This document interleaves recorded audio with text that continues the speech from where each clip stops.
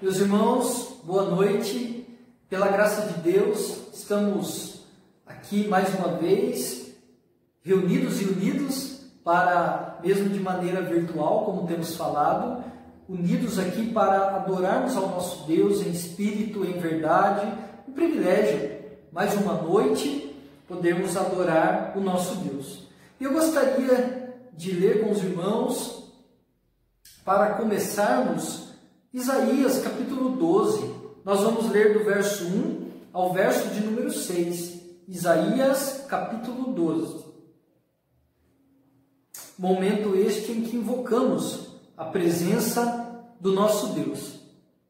Diz assim: orarás naquele dia, graças te dou, ó Senhor, porque ainda que tirastes contra mim, a tua ira se retirou e tu me consolas.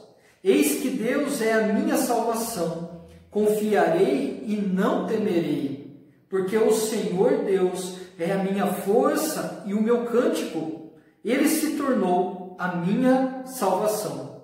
Vós, com alegria, tirareis água das fontes da salvação. Direis naquele dia: dai graças ao Senhor, invocai o seu nome, tornai manifestos os seus feitos entre os povos. Relembrai que é excelso o seu nome. Cantai louvores ao Senhor, porque fez coisas grandiosas. Saiba-se isto em toda a terra.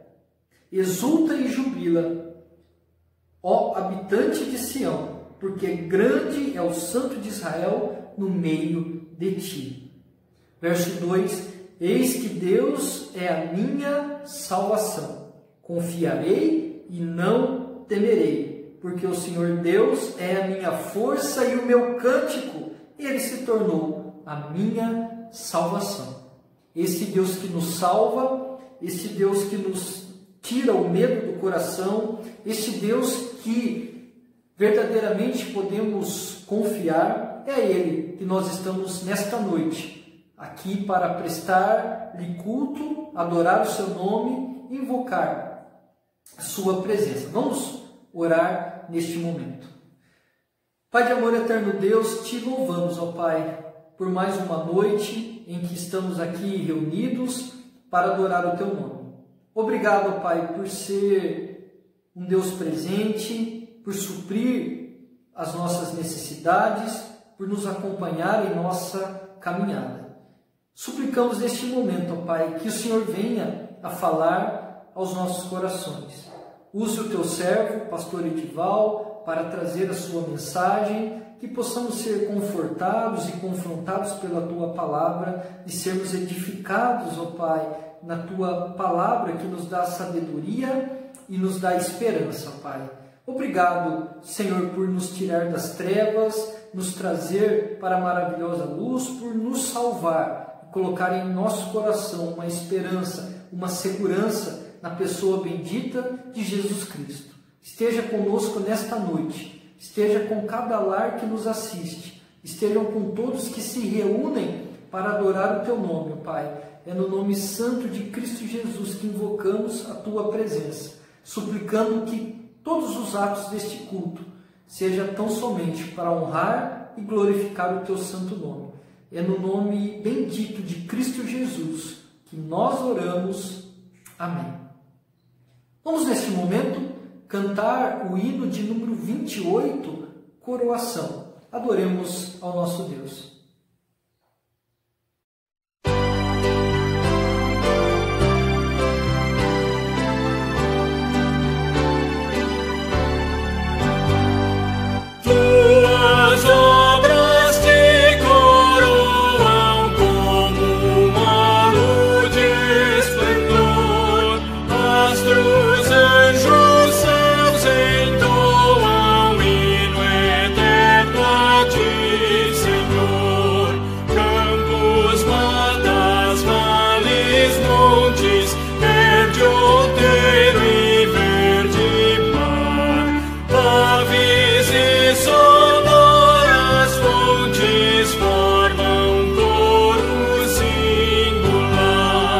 Nós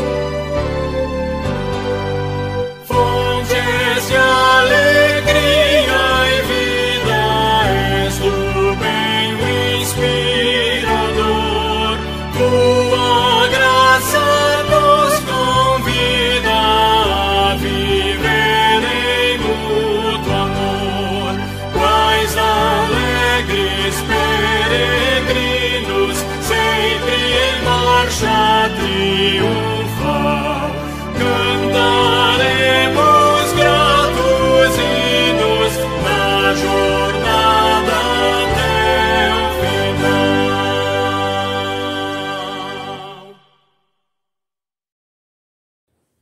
Dando continuidade ao nosso culto, meus irmãos, momento em que confessamos a Deus os nossos pecados, gostaria de ler com os irmãos o texto que se encontra na primeira epístola de João. Nós vamos ler do verso 1, do capítulo 1, verso 9 em diante, que nos diz assim: se confessarmos os nossos pecados, Ele é fiel e justo para nos perdoar os pecados e nos purificar de toda injustiça. Se dissermos que não temos cometido pecado, fazemo-lo mentiroso, e a sua palavra não está em nós. Filhinhos meus, estas coisas vos escrevo para que não pequeis. Se todavia alguém pecar, temos advogado junto ao Pai, Jesus Cristo, o justo. E Ele é a propiciação pelos nossos pecados, e não somente pelos nossos próprios, mas ainda pelos do mundo inteiro.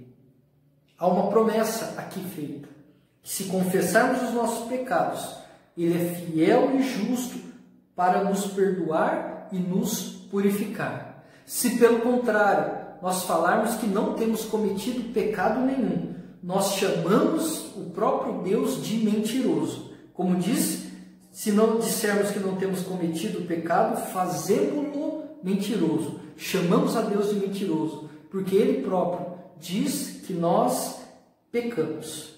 Mas a boa nova é que temos um advogado junto ao Pai, Jesus Cristo, aquele que é justo, que de fato nos lava com o seu sangue. E é Ele que nós vamos agora, neste momento, suplicar o perdão pelas nossas faltas. Vamos orar. Curve sua cabeça, oremos ao nosso Deus.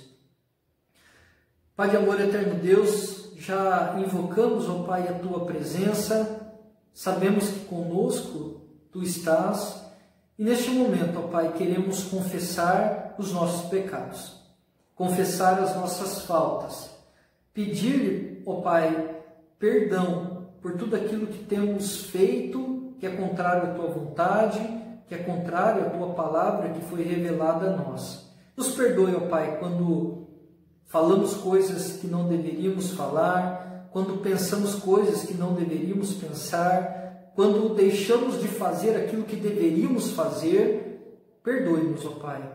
Venha com o sangue de Cristo nesse momento nos perdoar, nos purificar e dar a cada um de nós também consciência de todos os nossos atos, talvez aquilo que ainda não nos despertou aos olhos, ó Pai, que o Senhor possa neste momento nos dar consciência de todos eles, de todas as nossas faltas. Perdoe os nossos pecados, ó Pai, perdoe as nossas faltas, para que possamos Te adorar verdadeiramente. No nome santo de Cristo Jesus é que nós oramos. Amém.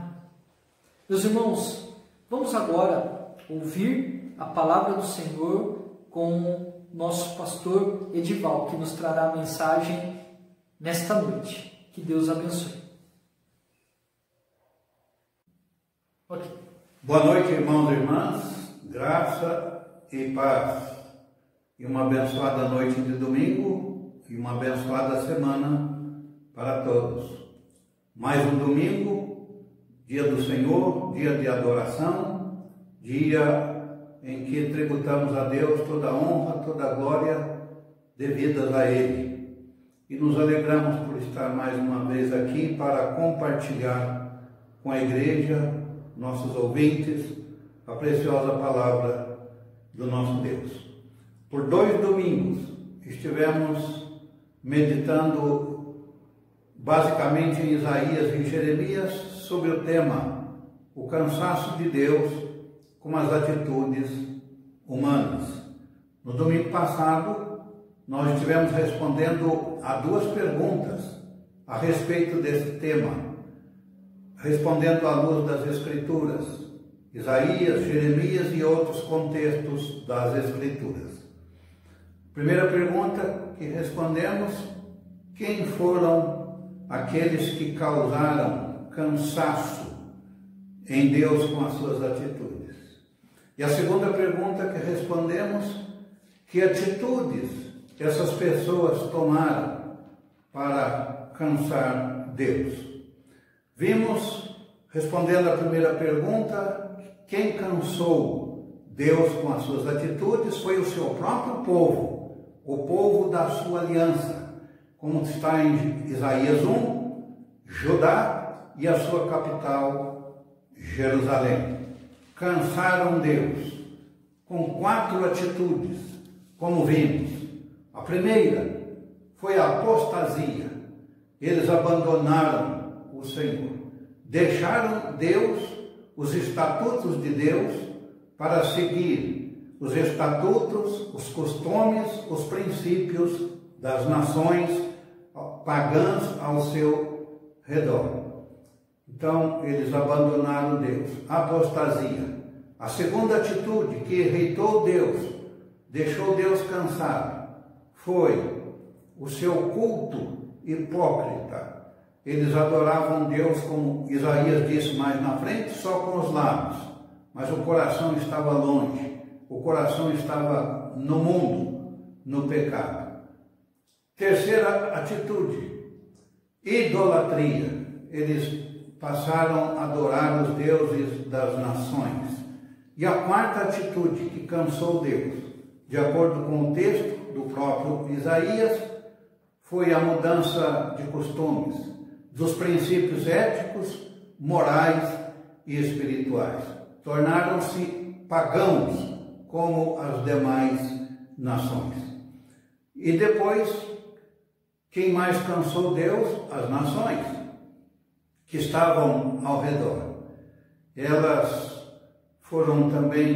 estavam também na mira de Deus. E Deus cansou com o seu povo. E Deus cansou com as nações. Podemos dizer que Deus cansou com o mundo, que Ele criou com as criaturas sobre a terra. E para hoje, nós vamos responder a terceira pergunta, que é a mais ampla. E eu pretendo usar todo o contexto de Isaías, numa visão muito breve, bastante panorâmica. A terceira pergunta é esta: que atitudes Deus tomou após declarar o seu cansaço com o seu próprio povo e com as nações ao redor? Que atitudes Deus tomou? Para ajudar o seu povo, Ele fez apelos. Gostaria de olhar com os amados o texto de Isaías 1, no versos 16 a 20. Ele vai fazer ainda apelos. Ainda é o amor de Deus, a misericórdia de Deus, a graça de Deus, tentando trazer aquele povo de volta. Embora Deus já sabia, já anunciara ao próprio Isaías: você vai pregar para esse povo, mas para endurecer ainda mais o coração. Eles não vão te ouvir, eles não vão se converter. Mas ainda assim, Deus fez os seguintes apelos. No capítulo 1, no verso 16. Nós temos aqui 9 verbos de apelação de Deus para o coração daquele povo. Lavai-vos, purificai-vos, tirai a maldade dos vossos atos de diante dos meus olhos. Cessai de fazer mal. Então são 4 mandamentos aqui para uma mudança de vida: lavar, purificar, tirar a maldade e cessar de fazer as coisas pecaminosas diante de Deus. Agora, do verso 17, nós temos mais 5 apelos, no sentido de fazer aquilo que é agradável, aquilo que agrada a Deus, aquilo que dá prazer para Deus com essas atitudes. Aprendei a fazer o bem, atendei à justiça, repreendei ao opressor, defendei o direito do órfão, pleiteai a causa das viúvas. 9 apelos de Deus para uma mudança de vida e para um novo aprendizado. Fazer as coisas, tomar as atitudes que agradam e honram a Deus.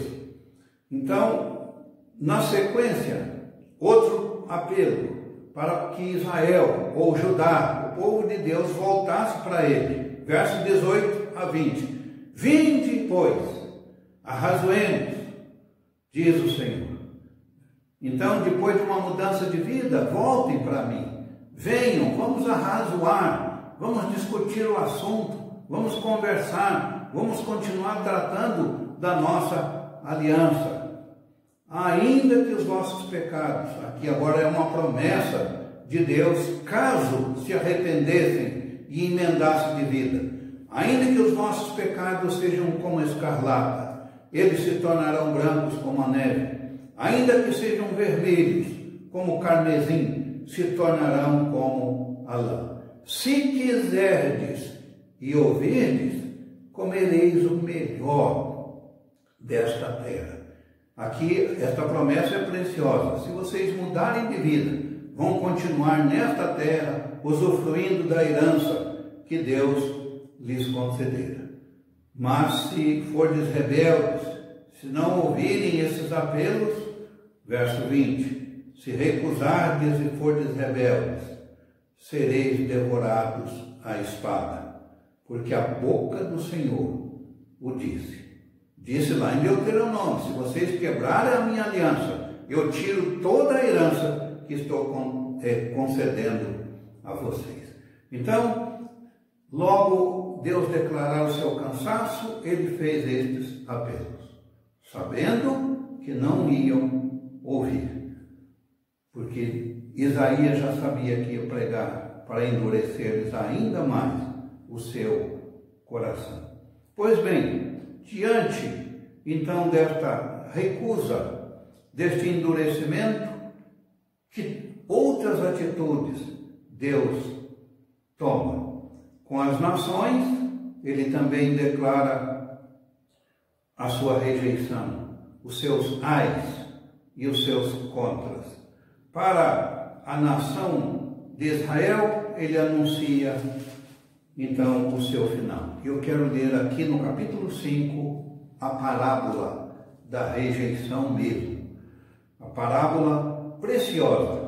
Deus compara Israel a uma vinha que ele plantou com esperança de colher muito. Mas veja o que ele diz. É uma preciosa parábola. Eu vou ler do verso 1 ao versículo de número 7.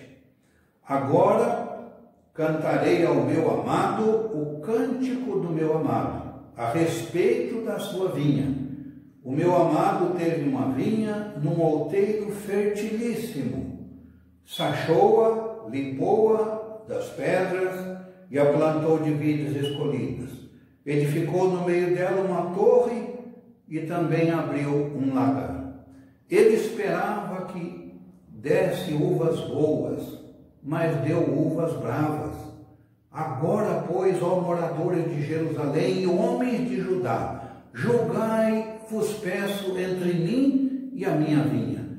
Que mais se podia fazer ainda a minha vinha que eu lhe não tenha feito? E como esperando eu que desse uvas boas, veio a produzir uvas bravas? Agora, pois, vos farei saber o que pretendo fazer à minha vinha. Aqui Deus vai declarar que atitudes ele vai tomar daqui para frente. Tirarei a sua sebe para que a vinha sirva de pasto. Derribarei o seu muro para que seja pisada. Torná-la-ei em deserto. Não será podada, nem sachada, mas crescerão nela espinheiros e abrolhos. As nuvens darei ordem que não derramem chuva sobre ela, porque a vinha do Senhor dos Exércitos é a casa de Israel, e os homens de Judá são a planta dileta do Senhor. Este desejou que exercessem juízo, e eis aí quebrantamento da lei. Justiça, e eis aí clamou. Então a vinha do Senhor foi abandonada, porque eles deixaram o Senhor, e a vinha vai se tornar em ruínas. Isso para ajudar e Jerusalém, o povo de Deus. E para as nações, o que ele declara? Capítulo 13, também rejeição e juízo. Capítulo 13 de Isaías. Verso 1, sentença que numa visão recebeu Isaías, filho de Amós, contra a Babilônia. Nós já colocamos aqui que a Babilônia era o símbolo da corrupção, a capital da corrupção, que corromperam as nações e as nações corromperam o povo da aliança. Então a Babilônia está aqui, na mira de Deus. Profecia contra a Babilônia. No versículo 5, já vem de país remoto, desde a extremidade do céu. O Senhor, os instrumentos de sua indignação para destruir toda a terra. Versículo 9. Eis que vem o dia do Senhor, dia cruel, com ira e ardente furor, para converter a terra em desolação e dela destruir os pecadores. Verso 11, castigarei o mundo por causa da sua maldade. O mundo. O povo de Deus, o povo da aliança, o povo que era santo, que cumpria as promessas de Deus, pecou. Então não tem mais homens bons na terra. Judeus, gentios, nações, todos debaixo da condenação de Deus. Mas então, e aí, é o fim para tudo? Não, meus amados irmãos. Nós vamos olhar agora o restante do livro de Isaías. Em cima dessa ruína, Deus está montando o palco para um glorioso futuro, tanto para Judá, tanto para Jerusalém, quanto para as nações da terra. Vamos parar um pouquinho aqui na história de Isaías e voltar lá em Gênesis. Lembrar os amados irmãos da história da humanidade até aqui. A história da humanidade segundo a Bíblia. Gênesis 1 e 2, Deus criou o mundo. Gênesis 1 e 2, Deus criou o homem, a raça humana. Criou o homem à sua imagem e semelhança para o honrar e o glorificar. Gênesis 3, a raça humana caiu, pecou. Houve então a tremenda e terrível queda. Em cima das ruínas da queda, Deus fez uma promessa. Que promessa? Da vinda de um restaurador ao mundo. Gênesis 3,15. A semente da mulher. Deus disse para Satanás: a semente da mulher vai pisar a tua cabeça. Parafraseando o versículo de Gênesis 3,15. Então Deus prometeu Jesus aqui. O ungido de Deus está prometido. Aquele que viria desfazer os efeitos do pecado, tirar o pecado do mundo, transformar o coração da humanidade. Então está aí a promessa. E a partir daí, meus amados, nós conhecemos a história. Para chegarmos lá em Isaías, onde nós paramos. Eu pretendo fazer isso em alguns breves minutos. A partir de Gênesis 3,15, Deus disse: eu vou pôr inimizade entre a semente da mulher e a semente da serpente. Inimizade. E a partir daí, meus amados, tem o povo de Deus, inimigo, em luta contra Satanás, que é a antiga serpente. Dois povos, Caim e Abel. Abel era da semente da mulher. Abel era a igreja, já olhando para Cristo, que foi prometido. E Caim era do maligno, diz a Bíblia. Então, Caim perseguiu Abel e o matou. Primeiro mártir da igreja. Primeiro que sacrificou por causa da fé em Cristo. Lá em Hebreus capítulo 11, versículo 4, disse que Abel foi justificado. Ele agradou a Deus com a sua vida, com o seu culto e com o seu sacrifício, enquanto que Caim continuou mal, embora religioso. Mas aqui eu já quero fazer uma aplicação rápida. Quem transforma a vida é só Jesus. A vida de Abel foi transformada pela fé e pela graça de um Jesus que era apenas uma promessa. Mas lá em Gênesis 5, versículo 24, Abel morreu, foi martirizado por causa de sua fé, da sua fidelidade a Deus, e lá em Gênesis 5, 24, diz que Deus deu outra semente no lugar de Abel, e nasceu então o Sete. Verso 24, 25, e diz lá que o nome do Senhor foi de novo invocado. Então, em Sete começa de novo a semente boa, a semente que glorifica a Deus, a igreja de Deus, com apenas um membro, Sete. E a partir daí nós vamos ver a semente de Sete multiplicando, crescendo e enchendo a terra. E a semente de Caim, que era do maligno, também enchendo a terra. E aí então dois povos em inimizade. Essa inimizade aparece muito fortemente no capítulo 6 de Gênesis. Diz lá que os filhos de Deus, que eram os descendentes de Sete, casavam com as filhas dos homens, com a descendência de Caim, naturalmente, e o pecado começou a encher a terra, e Deus então destruiu o mundo com o dilúvio, e recomeça com uma família, a família de Noé. E diz lá em Gênesis 6, versículo 8, que Noé achou graça diante de Deus. A graça de Deus preservou Noé e a sua família para um novo começo. Então Noé fez a arca, salvou a sua família, e saem da arca e começa a povoar a terra novamente. E aí Deus escolheu um dos filhos de Noé para dar continuidade à semente abençoada. A semente que multiplicaria, formaria um povo, e desse povo nasceria Jesus. Quem era o filho de Noé? Sem. Sem era o filho de Deus, da aliança. E Sem foi multiplicando, e a gente acompanha a história aí no livro de Gênesis. Chega lá no capítulo 11 e 12 de Gênesis. Da semente de Sem, Deus chamou Abrão para formar o povo da aliança. Abrão então gera um filho na sua idade avançada, o Isaac. O Isaac gera Jacó, e Jacó 12 filhos. Eles cresceram dentro do Egito. Formou-se uma grande família dentro do Egito, como conhecemos pela história do Antigo Testamento. E Deus então liberta aquele povo do Egito através de Moisés para levar para a terra de Canaã.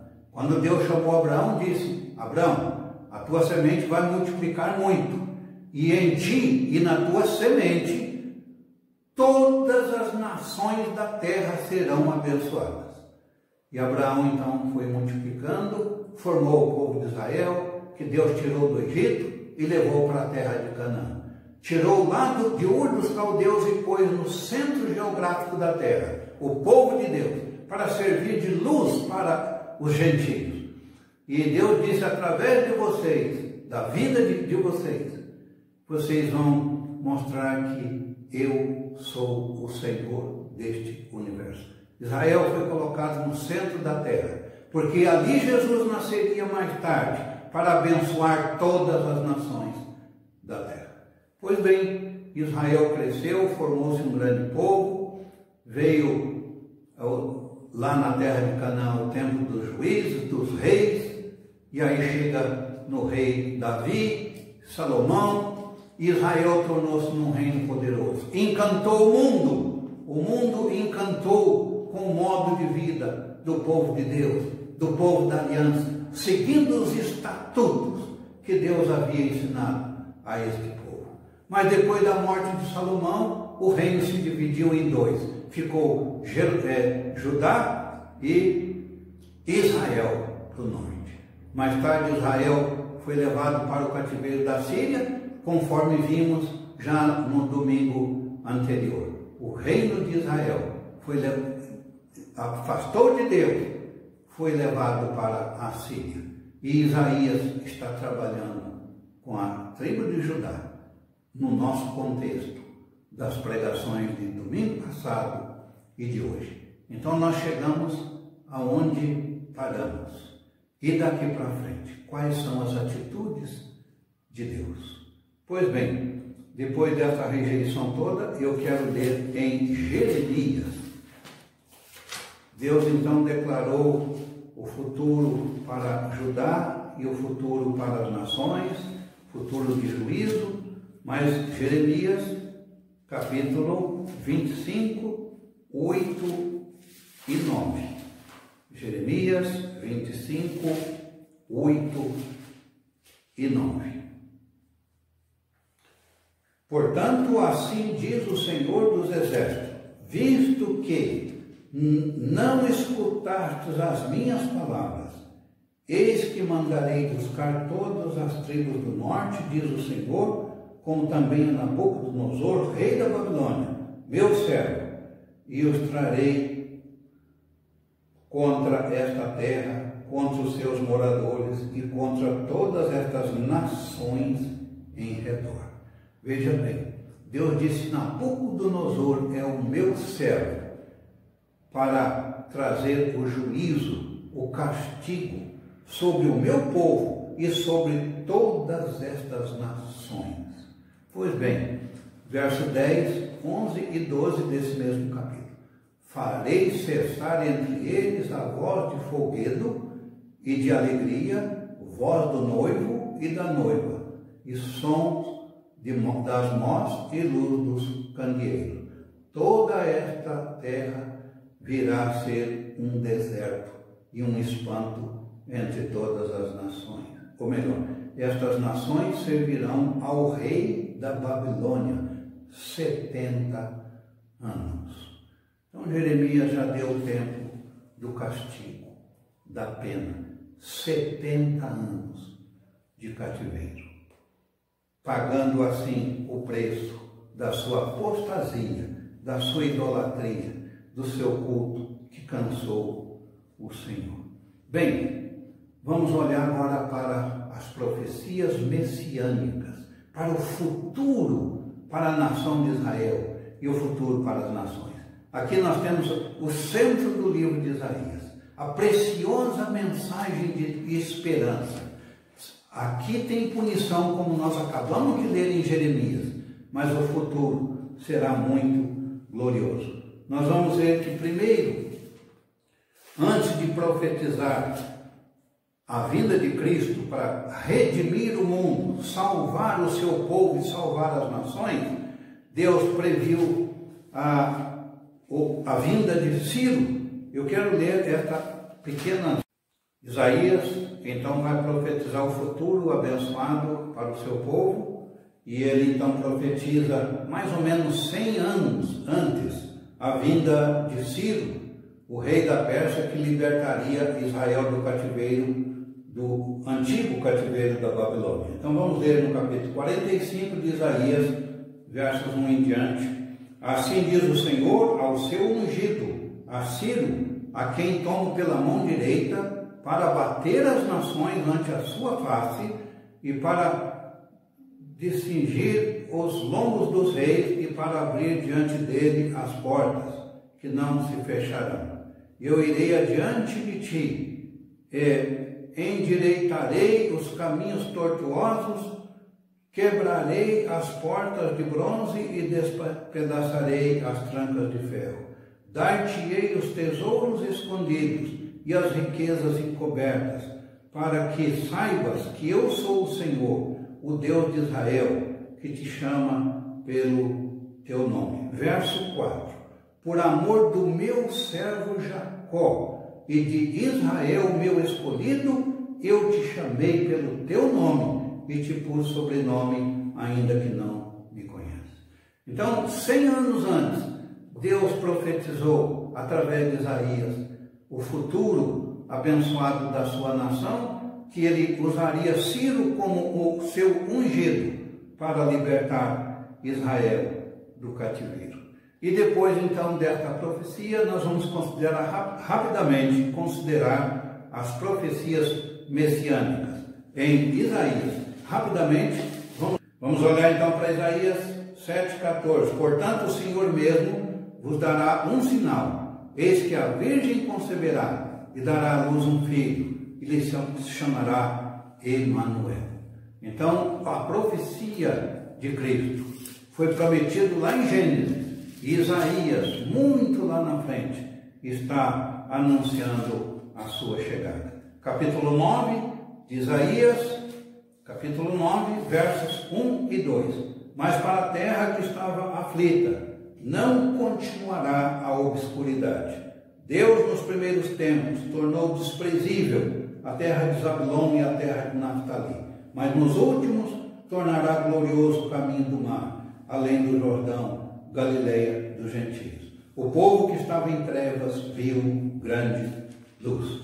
Então está aqui, a terra que estava em trevas, a humanidade condenada debaixo da ira de Deus, Israel e as nações, então verá grande luz. Continuando, vamos olhar para capítulo 11 de Isaías, 1 e 2.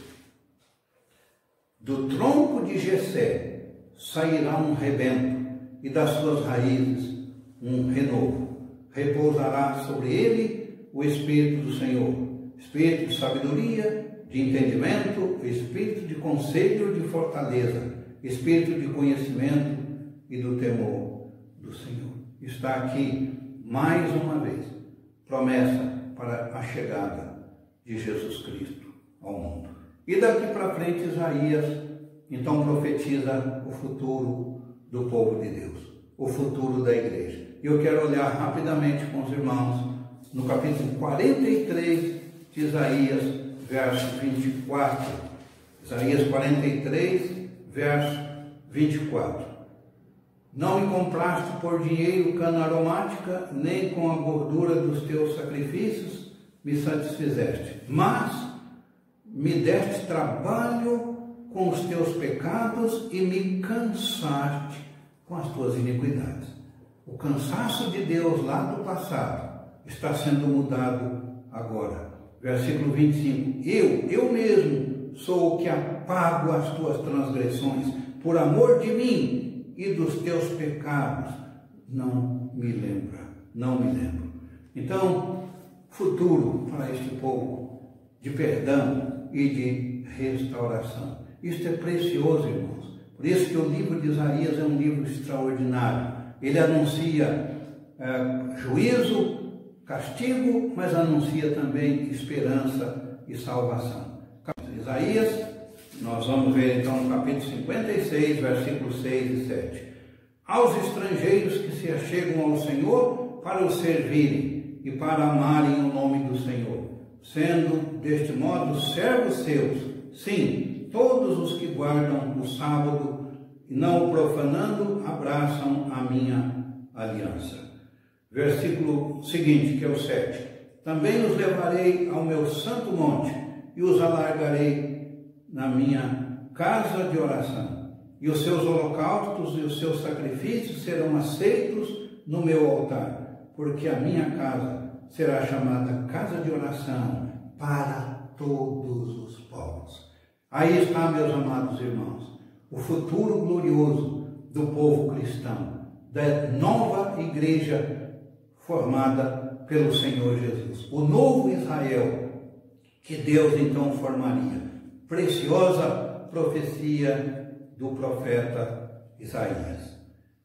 Podemos então olhar agora para o futuro dessa igreja formada com judeus e gentios. A nova casa do Senhor com pessoas de todas as nações da terra. Nós vamos ver Isaías capítulo 66, versículo 22. Deus então preparou para esta igreja de judeus e gentios, povo da aliança, da nova aliança em Cristo Jesus. Então no capítulo 66, no verso 22. Porque como os novos céus e a nova terra que hei de fazer estarão diante de mim, diz o Senhor. Assim há de estar a vossa posteridade e o vosso nome. Versículo 24. Nós temos aqui a eternidade dos perdidos. Então nós acabamos de ver no verso 22 de Isaías 66 a eternidade do povo da aliança de Deus, formado por judeus e gentios. E agora no verso 24, o local de condenação eterna.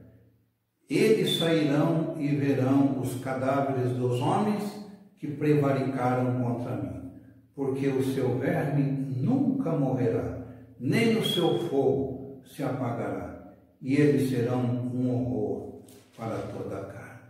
Então, meus amados irmãos, Isaías é o livro da esperança, da condenação, sim, do povo da aliança que pecou, de Judá e das nações, mas Jesus foi profetizado desde o seu nascimento até o seu ministério, a sua morte, no capítulo 53, a igreja que surgiria com judeus e gentios, judeus e nações, formando o novo Israel de Deus. E lá na eternidade, o novo céu e a nova terra. O povo de Deus é o povo vencedor. Ainda que aconteça castigos, ainda que aconteça misérias, mas no futuro está a bênção, no futuro está a recompensa. Cristo restaurando, fazendo um novo céu e nova terra. Nós não tivemos a oportunidade de considerar aí a nova Jerusalém, mas será restaurada para a morada eterna do povo de Deus. Então, meus amados, o cansaço de Deus transformou-se em vitória para o mundo, trazendo o Redentor, o Salvador da humanidade. Em que altura nós estamos hoje? 2000 anos, 2020, depois de Cristo, a igreja está sendo formada ainda, judeus e gentios, o evangelho sendo pregado em todo o mundo, mas virá o dia em que esta igreja será levada para o novo céu, para a nova terra, que Deus vai fazer tudo novo em Cristo Jesus. Ele é o Redentor, Ele é o Salvador da humanidade, é a semente da mulher que restaurará um novo mundo para a eternidade, feliz e gloriosa. Deus nos abençoe, meus amados. Estamos vivendo aí uma pandemia, um castigo de Deus para os erros da humanidade. E quem sabe para os erros da própria igreja, que certamente tem cansado Deus. Temos que tirar as lições disso, mas lembrando sempre que o povo de Deus é um povo para sempre. E em Cristo Jesus há esperança para todos, para todas as nações do mundo. O Evangelho será pregado em todo o mundo, em testemunho para todas as gentes, antes que venha o juízo final, antes que chegue o dia de Deus julgar esse mundo definitivamente. Os justos para habitar com Ele na eternidade, e os ímpios para o local de condenação eterna. Enquanto não chega esse tempo, vamos continuar pregando, testemunhando e falando da graça salvadora, da esperança que há para todo pecador. Que Deus assim nos abençoe e nos ajude a confiarmos na fiel palavra de Deus. Nós vimos uma história desde Gênesis ao Apocalipse de Isaías e ao nosso Apocalipse do Novo Testamento, para onde a igreja está caminhando. Deus nos abençoe, Deus nos fortaleça, Deus nos console sempre com a sua palavra. Amém. Meus irmãos, em resposta a esta edificante mensagem que acabamos de ouvir, cantemos com o nosso coração cheio de alegria o hino 298, a pedra fundamental. Vamos cantar e na sequência o pastor Edival vai orar e impetrar a bênção.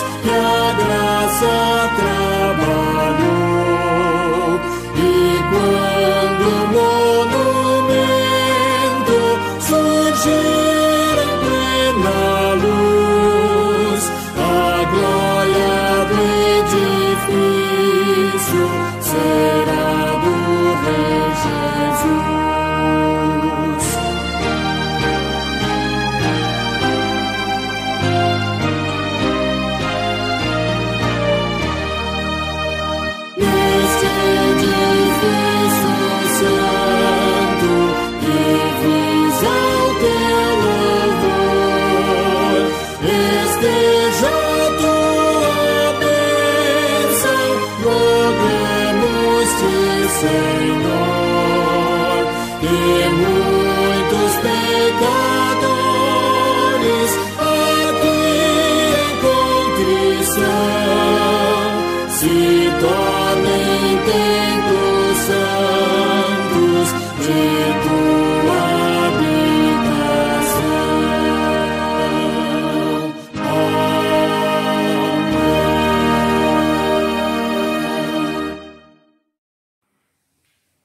Nós vamos orar, rogando a graça de Deus para que Ele nos ajude a passar pelas provações, para as lutas desta vida, e esperemos sempre num Deus que é por nós, num Deus que já tem preparado a vitória final para a sua igreja. Ele está conduzindo a história. Ele conduz tudo, cada detalhe. Vamos orar nesse momento. Grandioso Pai, Deus eterno, louvamos o teu nome, Senhor, pela bênção de sermos teus filhos, pela bênção de sermos do teu povo, da família da fé, do teu Israel espiritual. Louvado seja o teu nome, porque a tua palavra é fiel. Tudo que o Senhor prometeu no passado tem se cumprido. E aquilo que está ainda para a nossa frente, na nossa frente, que tenhamos a certeza de que acontecerá como o Senhor tem profetizado para todos nós. Continue consolando a igreja, fortalecendo o seu povo e fazendo com que a igreja marche com fé e com esperança para o glorioso juízo final. Porque o Senhor já tem preparado o novo céu, a nova terra, a nova Jerusalém para o teu povo, para a tua igreja, que vai manter-se fiel até a morte, até o final. Continue, ó Deus, nos abençoando, fazendo-nos discernir esse mundo, interpretar tudo à luz da tua revelação, da tua santa palavra.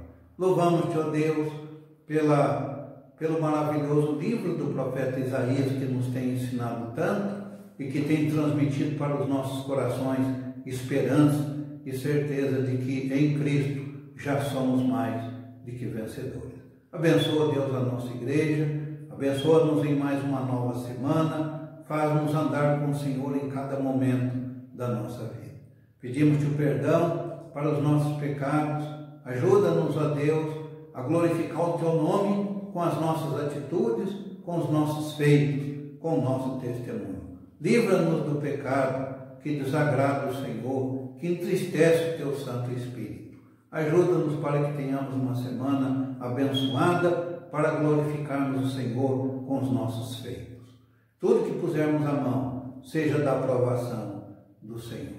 Perdoa-nos quando falharmos.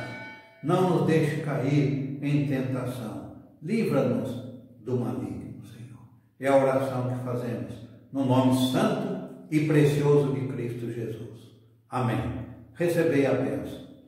A graça de nosso Senhor Jesus Cristo, o amor eterno de Deus Pai, a comunhão, as consolações, o ensino do Santo Espírito repousem sobre vós e sobre todo o Israel de Deus na face da terra, agora e para sempre. Amém.